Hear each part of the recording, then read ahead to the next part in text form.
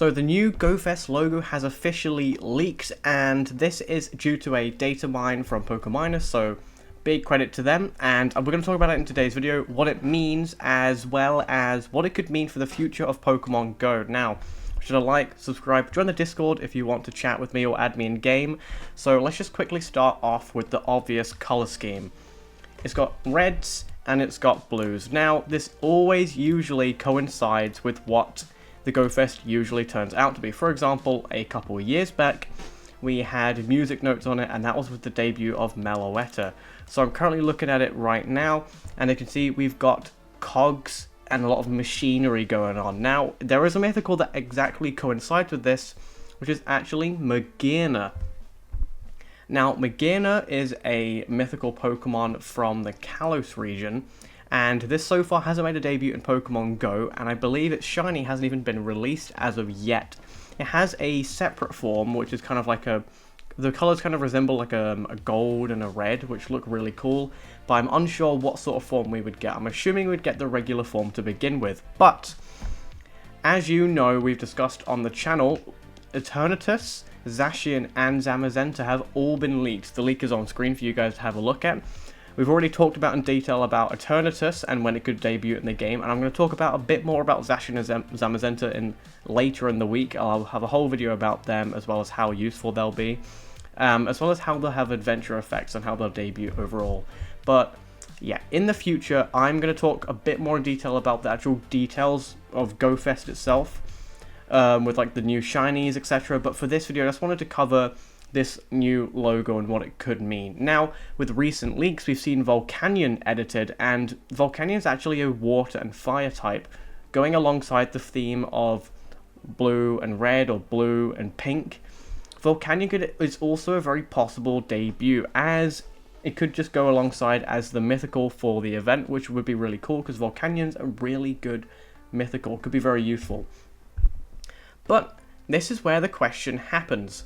Previously, we had Zacian Zamazenta leaked alongside Eternatus, but where does Eternatus slide into this event? Because in last year's GoFest, we had kind of like a night and day theme, and that ended up being Necrozma perfectly fitting in this night and day theme with Galar Lunala. It doesn't really look like Eternatus fits this GoFest logo, which is a bit bizarre. So it leaves me with a little theory that I wanted to tell you guys.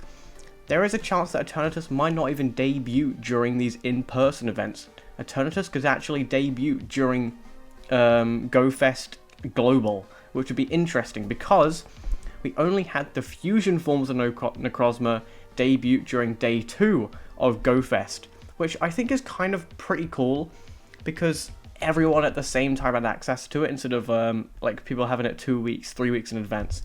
So as for the in-person events, they'll probably have to split it off into 3 separate things. So maybe we could have Zacian in one, Zamazenta in the other, Eternatus at the other one. I'm unsure how they're going to do that, because last year we had the debut of Shiny Xurkitree in Sendai, we had Pheromosa in Madrid, and in the American version, I forgot where it was in America, we had Boswell.